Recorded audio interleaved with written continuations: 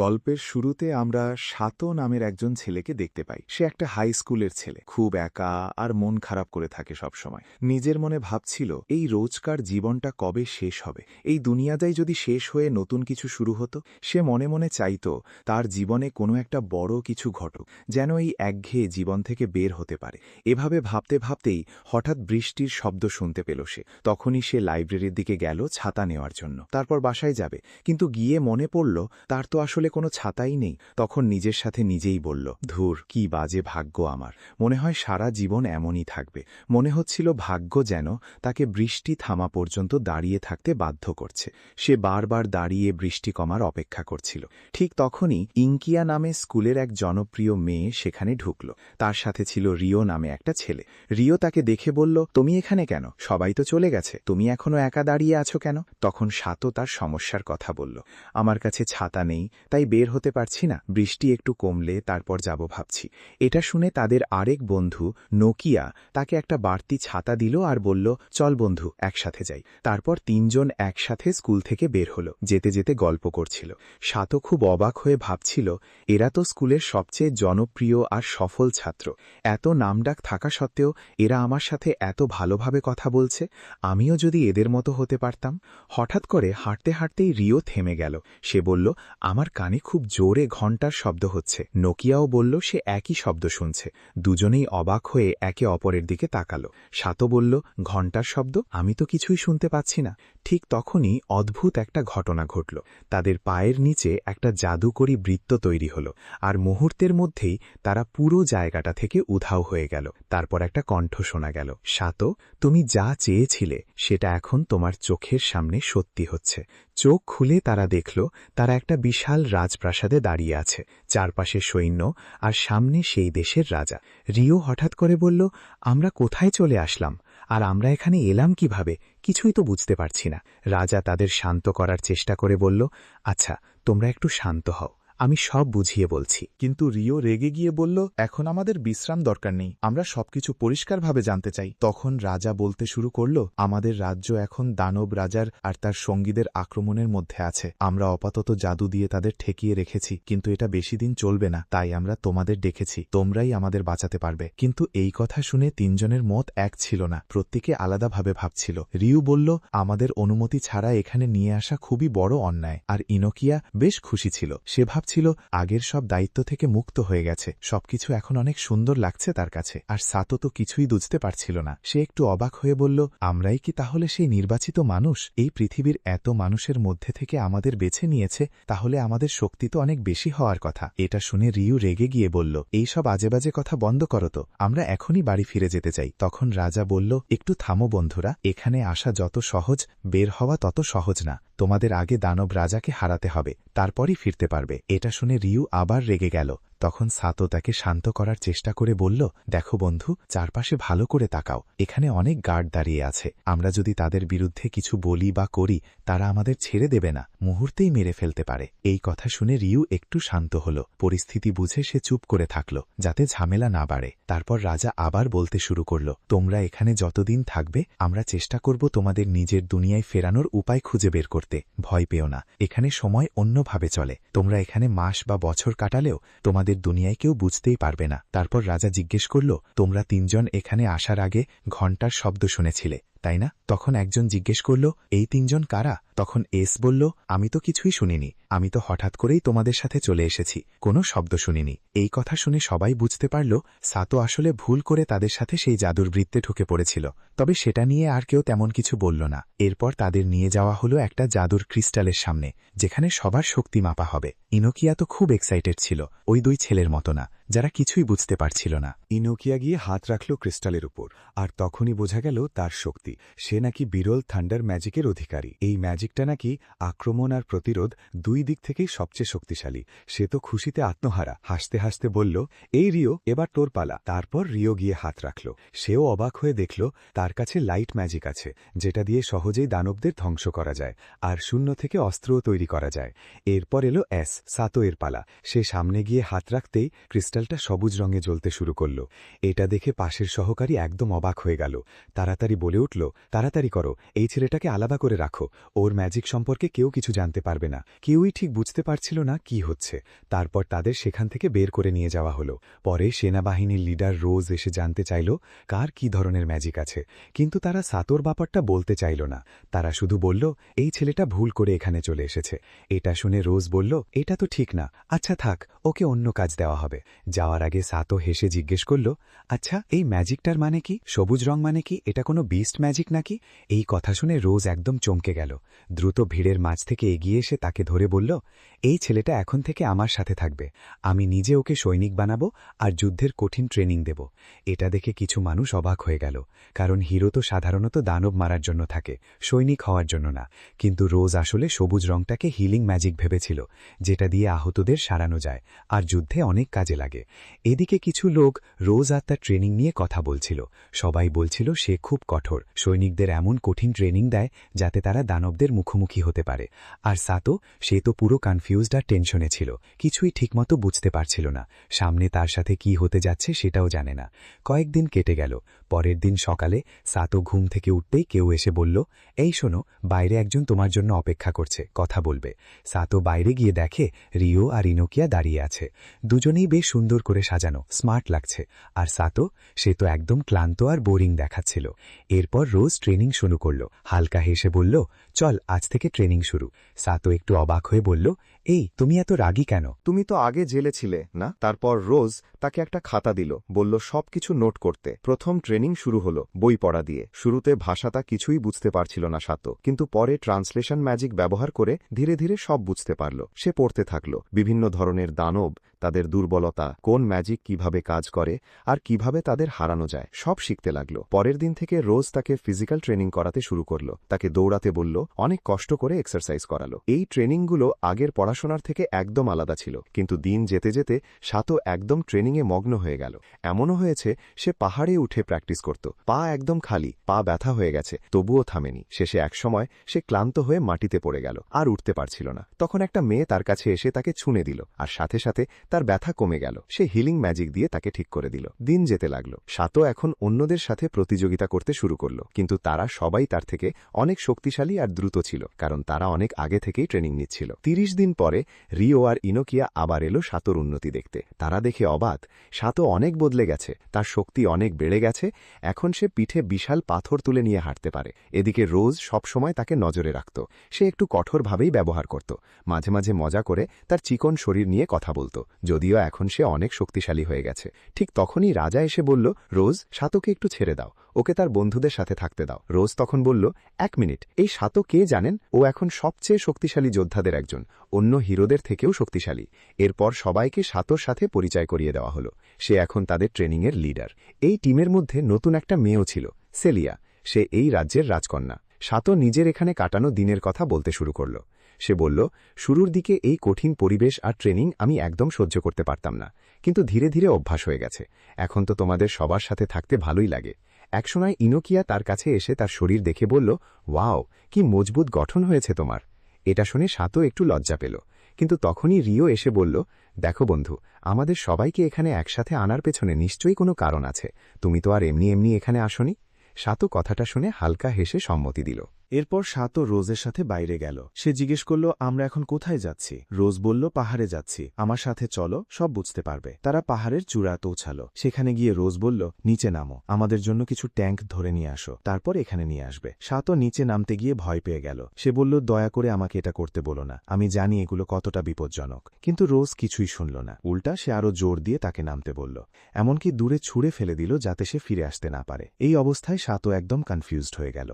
মনে মনে আল্লাহকে ডাকতে লাগল, আমাকে বাঁচাও। হঠাৎ করে একটা বিশাল ভালুক তার সামনে এসে হাজির, আর সাথে সাথে তাকে ধাওয়া করা শুরু করল। সাতো দৌড়াতে লাগল যত দ্রুত পারে, কিন্তু কিছুক্ষণ পরে সে সাহস জোগাড় করে দাঁড়িয়ে গেল ভালুকটার মুখোমুখি হওয়ার জন্য।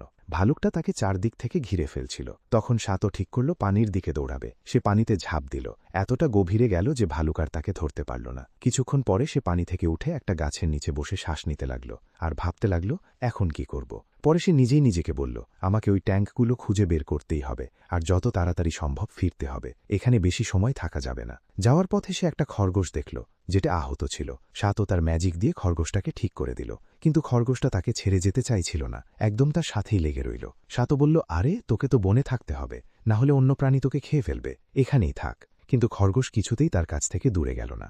শেষে সাতো ভাবল এটাকেই কাজে লাগানো যাক। সে খরগোশটাকে দিয়ে ট্যাঙ্কগুলোর খোঁজ করতে লাগল। খরগোশটা তাকে সরাসরি একটা জায়গায় নিয়ে গেল। সেখানে সেই ভালুকটাও ছিল, আর চারপাশে ছোট ছোট ফাঁদ থাকলেও সেগুলো তার কোনো ক্ষতি করতে পারছিল না। তারপর সে ওই জায়গা ছেড়ে চলে গেল, আর খরগোশটা তখনও তার পেছন পেছন আসছিল। যেতে যেতে সে সমুদ্রের পানি থেকে পানি খেল। সময় যেতে লাগলো। এক রাতে খুব ক্ষুধা লাগলো তার, এতটাই যে পেট ব্যথা শুরু হয়ে গেল। তার ওয়াটার ম্যাজিক দিয়েও এই ক্ষুধা কিছুতেই কমছিল না। তাই সে খরগোশটাকে কোলে নিয়ে একটা মিঠা পানির পুকুরের দিকে গেল। কিন্তু তারা যখন সেখানে পৌঁছাতে যাচ্ছিল, হঠাৎ খরগোশটা ভয় পেয়ে গেল আর দৌড়ে গাছে উঠে লুকিয়ে পড়ল। সাতো অবাক হয়ে ভাবল, কি হচ্ছে এটা? তুই ভালুককে ভয় পেলি না, এখন পানিকে ভয় পাচ্ছিস নাকি? ঠিক তখনই সে পেছনে তাকিয়ে দেখে একটা বিশাল সাপ। এই সাপটার কথা তো কোনো বইতেই বলা ছিল না। দেখতে একদম ভয়ঙ্কর, মনে হচ্ছিল রক্তের জন্য পাগল হয়ে আছে। এই অবস্থায় সাতো বুঝে গেল সে আসলে কিছুই করতে পারবে না এখন। তাই সে ঠিক করলো এটা এড়িয়ে সামনে এগিয়ে যাবে। এরপর সে আবার ভালুকটার দিকে গেল। মনে মনে ঠিক করেছিল ওটাকে মেরে ফেলবে, কিন্তু সেখানে গিয়ে সে একদম শক খেয়ে গেল। সে দেখল ভালুকটা আগেই মারা গেছে আর শরীরটা টুকরো টুকরো হয়ে পড়ে আছে। সে ভাবতে লাগলো এটা কিভাবে হলো, কে এমন ভাবে মেরেছে? রোজ কি এটা করেছে? কিন্তু পরে বুঝল না, এটা রোজের কাজ না, কারণ যেভাবে মারা হয়েছে সেটা অনেক ভয়ঙ্কর। মনে হচ্ছিল গতকাল যে সাপটা দেখেছিল সেটাই এটা করেছে। এরপর সে লক্ষ্য করল একটা ছোট ভালুক এখনো বেঁচে আছে। এটা দেখে তার খুব রাগ আর কষ্ট লাগলো। সে বলল, আমি এই ছোট ভালুকটার প্রতিশোধ নেব। সে খরগোশটাকে বলল তাকে সাপটার কাছে নিয়ে যেতে। খরগোশটাও রাজি হলো। তারা গিয়ে পৌঁছালো সাপটার আস্তানায়, যেখানে সেই ছোট ভালুকটাও ছিল। প্রতিশোধ নেওয়ার জন্য সাতো নিজেকে সাহস দিল। তারপর একটা তীর ছুড়ল, সেটা গিয়ে সাপটার এক চোখে লাগলো। সাথে সাথে সাপটা অন্ধ হয়ে গেল এক চোখে। তারপর সে আরেকটা আক্রমণ করতে গেল, অন্য চোখটার দিকে লক্ষ্য করে। কিন্তু সাপটা এত সহজ না। সে সাতোকে ফাঁদে ফেলতে চেষ্টা করলো, কিন্তু সাতো আগে থেকেই প্রস্তুত ছিল। তার কাছে একটা ছুরি ছিল, যেটা দিয়ে সে সাপটাকে গুরুতর আঘাত করল। সাপটা তখন দুর্বল হয়ে পড়ছিল, কিন্তু এদিকে সাতোও নিজে বুঝতে পারল তার শরীরে বিষ ঢুকে গেছে। তবুও সে সময় নষ্ট না করে আবার নিজের উপর হিলিং ম্যাজিক ব্যবহার করল। লড়াই শেষ করার চেষ্টা করছিল, কিন্তু সাপটাও হাল ছাড়েনি। সে তার লেজ দিয়ে শেষ আঘাতটা করার চেষ্টা করল, যাতে সাতোকেই শেষ করে দিতে পারে। কিন্তু ঠিক তখনই ছোট ভালুকটা এগিয়ে এসে তাকে বাঁচানোর চেষ্টা করল। এটা দেখে সাতো নিজের সব শক্তি একত্র করল। রাগে গর্জে উঠে একের পর এক আক্রমণ করতে লাগলো, আর শেষ পর্যন্ত সাপটাকে মেরে ফেলল। কিন্তু এতে তার সব ম্যাজিক শক্তি শেষ হয়ে গেল। এখন সে আর নিজেকে হিল করতে পারছিল না, তাই একটু বিশ্রাম নেওয়ার জন্য বসে পড়ল। হঠাৎ করে আবার সেই সাপটা নড়তে শুরু করলো। এটা দেখে সাতো একদম হতাশ হয়ে গেল। সে রাগ করে বলতে লাগলো, সবকিছুর জন্য তুমিই দায়ী রোজ, আমার জীবনে এমন কিছু কখনো ঘটেনি। ঠিক তখনই হঠাৎ করে আকাশ থেকে রোজ নেমে এলো। এসে বলল, কি হয়েছে, এত টেনশনে আছো কেন? আমি যত দ্রুত পারি চলে এসেছি। এরপর রোজ কোনো দেরি না করে পুরো শক্তি দিয়ে সাপটার ওপর আক্রমণ করলো। কয়েক সেকেন্ডের মধ্যেই সাপটার সব শক্তি ভেঙে গেল। সাতো একদম অবাক হয়ে জিজ্ঞেস করলো, তুমি কিভাবে বুঝলে এখানে বিপদ আছে, আর আমাকে খুঁজে পেলে কিভাবে? রোজ হেসে বলল, তোমার সাথে যে খরগোশটা ছিল মনে আছে? ওটা আমার পোষা। আমি ওকে তোমার খেয়াল রাখতে পাঠিয়েছিলাম। আর এই সাপটা, এর শক্তি পুরো একটা সেনাবাহিনীর সমান। তুমি কিন্তু পরীক্ষায় পাশ করেছো, কারণ তুমি এটাকে এখানে পর্যন্ত আটকে রাখতে পেরেছো। এই কথা শুনে সাতোর একটু খারাপ লাগলো। মনে হচ্ছিল রোজ যেন তাকে মৃত্যুর মুখে ঠেলে দিয়েছিল। কিন্তু রোজ তাকে শান্ত করে বলল,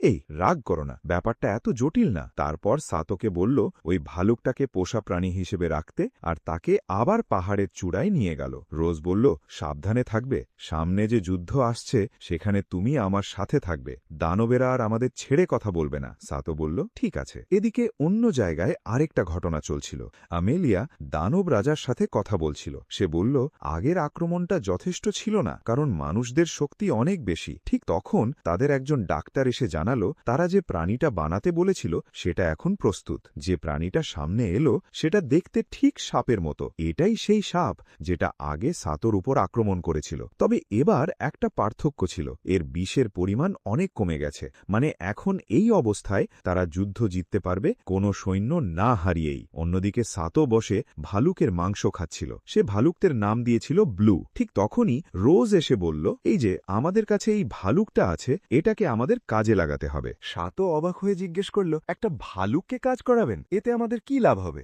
রোজ হেসে বলল, আমি ভালুককে কাজ করাবো না, তোমাকেই করাবো। এই ধরো, এখনই ভালুকটা তুলে নিয়ে চলো, টেনে নিয়ে যাও। তারপর সে বলল, ভাবো তুমি যুদ্ধক্ষেত্রে আছো, তোমার সঙ্গীরা আহত, আর তোমাকেই তাদের বাঁচাতে হবে। তাই এখন থেকেই দ্রুত আর শক্তিশালী হতে হবে, না হলে নিজের জীবনই বাঁচাতে পারবে না। রোজের কথাগুলো সাতোর তেমন ভালো লাগে লাগছিল না, কিন্তু সে কিছু বলার সুযোগ পেল না, তাই সে ট্রেনিং শুরু করলো। রোজ কিছু সৈন্যকে দাঁড় করিয়ে দিল যেন তারা বাঁধার মতো থাকে, যেমনটা যুদ্ধের সময় হতে পারে। ঘণ্টার পর ঘণ্টা কেটে গেল। সাতো টানা 4 ঘণ্টা দৌড়াতে থাকলো। না কোনো বিরক্তি না ক্লান্তি দেখালো প্রথমে, কিন্তু শেষে তার শরীর একদম ভেঙে পড়ল। সে মাটিতে ঝুঁকে পড়ল আর একদম নড়তে পারছিল না। তারপর একটু বসে বিশ্রাম নিল আর রোজের সাথে কথা বলল। এরপর সে তার ভালুকটাকে নিয়ে শহরের দিকে গেল একটু ঘুরে দেখার জন্য। সেখানে গিয়ে মানুষজন অবাক হয়ে তাকিয়ে থাকতে লাগলো। এই ছেলে একটা ভালুক কাঁধে নিয়ে হাঁটছে, এটা কি স্বাভাবিক? এর গল্পটা কি? আর সাতোকে দেখে মনে হচ্ছিল যেন একটু পাগল টাইপ বা কষ্টে আছে এমন কেউ। সময় যেতে লাগলো। এরপর সাতো আবার রোজের সাথে গেল হিরোদের দেখাশোনা করতে, যদি ট্রেনিংয়ের সময় কেউ আহত হয় তাদের হিল করার জন্য। ঠিক তখনই তারা ইনোকিয়া আর আরো দুজনের সাথে দেখা করল।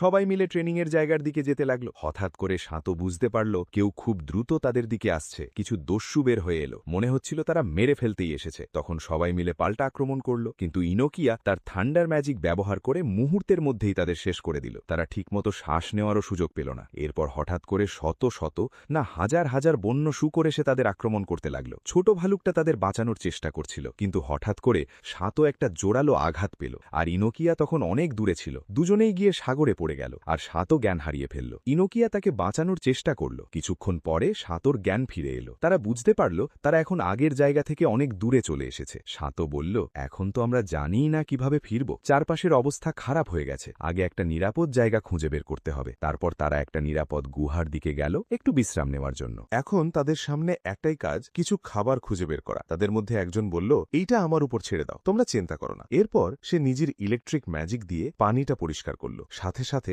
আগুন জ্বালালো আর মাছ রান্না করে ফেললো। সবাই বসে খেতে লাগলো। খেতে খেতে সময় যেতে লাগলো আর ধীরে ধীরে তাদের মধ্যে সম্পর্কও ভালো হতে শুরু করলো। ঠিক তখনই কিছু বানর এসে হাজির হলো। দেখতে একদম কিউট আর নিরীহ লাগছিল, কিন্তু আসলে তারা মোটেও নিরীহ ছিল না। ওই বানরগুলো ছিল বিষাক্ত। হঠাৎ করে একটা মেয়ে একটা বানরকে ধরতেই সেটা তাকে কামড় দিল। মুহূর্তের মধ্যেই সে বিষক্রিয়ায় অজ্ঞান হয়ে গেল। এটা দেখে সাথো খুব চিন্তায় পড়ে গেল। সে তাড়াতাড়ি বানরগুলোকে তাড়িয়ে দিল। তারপর মেয়েটার চিকিৎসা শুরু করলো। কিছুক্ষণ পরে মেয়েটার জ্ঞান ফিরে এলো। এভাবেই দিনটা শেষ হলো আর সবাই আবার রাজপ্রাসাদে ফিরে গেল। ফিরে যাওয়ার পথে তারা সেই জায়গাটা পার হলো যেখানে ভালুকের পরিবারটা মারা গিয়েছিল। সাথো সেখানে পৌঁছে একদম চুপ হয়ে গেল। মনে হচ্ছিল সে নিজের খুব কাছের কাউকে হারিয়েছে। এরপর রাজা রোজকে বলল আবার যেন সে সেনাবাহিনীর নেতৃত্ব নেয়, কিন্তু রোজ রাজি হল না। সে বলল, সেই শেষ দানবের আক্রমণের সময় পুরো 1 ঘণ্টা ধরে যুদ্ধ হয়েছিল। আমি আমার সব সৈন্য হারিয়েছি আর আমি কিছুই করতে পারিনি তাদের বাঁচাতে। তাই এখন আর আমি সেনাবাহিনী চালানোর যোগ্য না।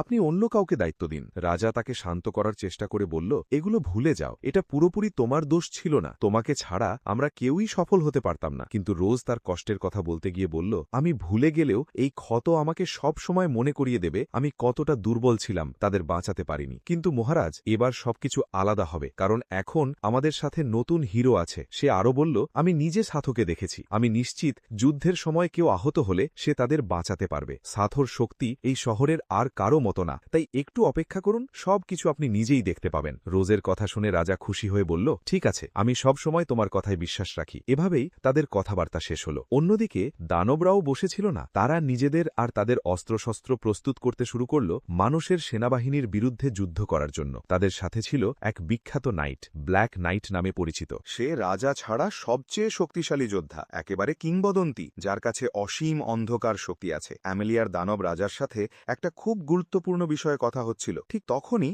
আকাশ থেকে একটা বিশাল গাছের গুড়ি পড়ে গেল আর তারা যে ব্রিজ বানাচ্ছিল সেটা পুরো ভেঙে দিল। অ্যামেলিয়া বুঝতেই পারছিল না এটা হঠাৎ করে কেন পড়ল, কিন্তু সবাই জানত রোজই নাকি এটা একটু মজা করে ব্যঙ্গ করে টেনে ফেলেছিল। তারপর দ্রুত চলে গেছে। এদিকে শহরে সাতো রোজের নির্দেশে একটা মেসেজ নিয়ে একজন ডাক্তারের প্রাইভেট ক্লিনিকে গেল। সেখানে সে ডাক্তারের ছোট বোনের সাথে দেখা করল। সবাই তাকে দেখে চিনে ফেলল। সে রোজের ট্রেনিং টিমের একজন, মানে তার শিষ্য। তার নাম ফ্লোরা। সাতো বলল, আমি আপনার বড় ভাইয়ের সাথে দেখা করতে চাই, একটা চিঠি দিতে হবে। ফ্লোরা বলল, এখন উনি একজন রোগী দেখছেন, একটু অপেক্ষা করেন, পরে দেখা হবে। ঠিক তখনই ডাক্তার একজন ছোট বাচ্চাকে চিকিৎসা করছিলেন। সাতো এটা দেখে একদম অবাক হয়ে গেল। সে ভাবতেই পারছিল না এত দ্রুত কিভাবে একজন মানুষকে ঠিক করে ফেলা যায়। কয়েক সেকেন্ডের মধ্যেই বাচ্চাটা একদম সুস্থ হয়ে গেল।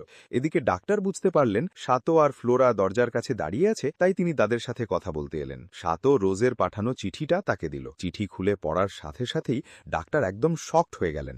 এমন কিছু তিনি আশাই করেননি। তিনি সাথে সাথে চিঠিটা ভাঁজ করে লুকিয়ে ফেললেন যাতে কেউ না দেখে। ঠিক তখনই একজন অপরিচিত লোক এসে বলল, 3 জন গুরুতর আহত রোগী আছে, দ্রুত চিকিৎসা দরকার। ডাক্তার সাথে সাথে নির্দেশ দিলেন আর সবাই দ্রুত দুর্ঘটনার জায়গায় চলে গেল।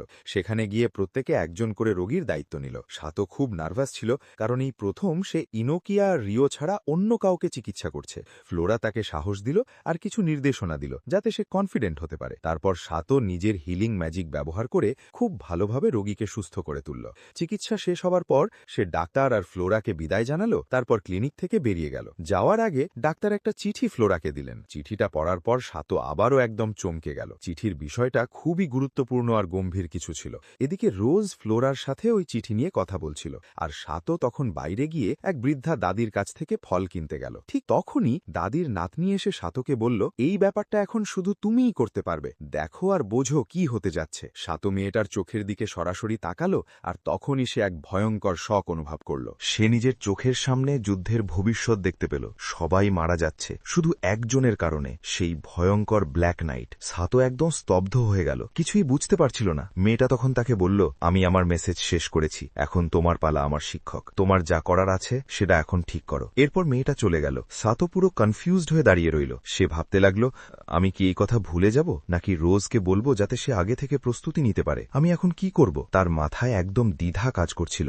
হঠাৎ সে মেয়েটার পেছনে দৌড় দিল আরো কিছু জানতে, কিন্তু তাকে আর পাওয়া গেল না। সে একদম অদৃশ্য হয়ে গেল। তার শেষ কথা তার কানে বাজতে লাগলো, তুমি মানবতার শেষ আশা, আমরা সবাই তোমার উপর বিশ্বাস করি। এতে সাতো আরো বেশি কনফিউজড হয়ে গেল। এরপর তারা সেনাবাহিনীর লিডারের সাথে দেখা করল। সাতো জিজ্ঞেস করল, আমি যে মেয়েটাকে দেখলাম সে আসলে কে? লিডার তাকে একটু বকা দিয়ে বলল, ওরা মানবতার ফেয়ার ওয়ান, খুবই বিরল, তাদের বিশেষ ক্ষমতা আছে, তারা ভবিষ্যৎ পুরো বিস্তারিতভাবে দেখতে পারে। সাতো আবার জিজ্ঞেস করল, আমি ওদের কোথায় পাবো? লিডার বলল, ওরা অন্য একটা জগতে থাকে, আমাদের জগৎ থেকে একদম আলাদা, আর শুধু বড় কোনো বিপদ হলে তাদের দেখা পাওয়া যায়। তারপর সে বলল, এখন তুমি বাসায় যাও, আমি কিছু কাজ শেষ করে তোমার সাথে পরে কথা বলবো। এরপর সে রাজাকে গিয়ে সব ঘটনা জানালো। বলল, এটা দানবদের ভয়ঙ্কর রাগ, খুব শিগগিরই বড় আক্রমণ আসতে পারে। রাজা রোজকে ধন্যবাদ দিল এই গুরুত্বপূর্ণ তথ্যের জন্য, আর সাথে সাথে নির্দেশ দিল ম্যাজিক হিরো ইনুকিয়া আর রিউকে ডেকে আনার জন্য। তারা আসার পর সবাই একসাথে রাজাকে ঘিরে বসল। রাজা তাদের সব নতুন খবর বুঝিয়ে দিল, যুদ্ধের কৌশল বলল, আর কিভাবে প্রস্তুতি নিতে হবে সেটা বুঝিয়ে দিল। এদিকে সাতো একা বসেছিল, একদম চুপচাপ। সে বুঝতে পারছিল না এখন সে কি করবে, কোন দিকে যাবে। আর এখানেই আজকের ভিডিওটি শেষ হয়। এর পরবর্তী পার্ট দেখার জন্য এই চ্যানেলকে সাবস্ক্রাইব করে আমাদের পাশেই থাকো। আর যদি এই ভিডিওতে 100টি লাইক আর 50টি সাবস্ক্রাইবার পূরণ করে দাও, তাহলে আমি খুব তাড়াতাড়ি এর পরবর্তী পার্ট নিয়ে আসব। দেখা হচ্ছে এর পরের ভিডিওতে। সেই পর্যন্ত ভালো থেকো, সুস্থ থেকো। ধন্যবাদ।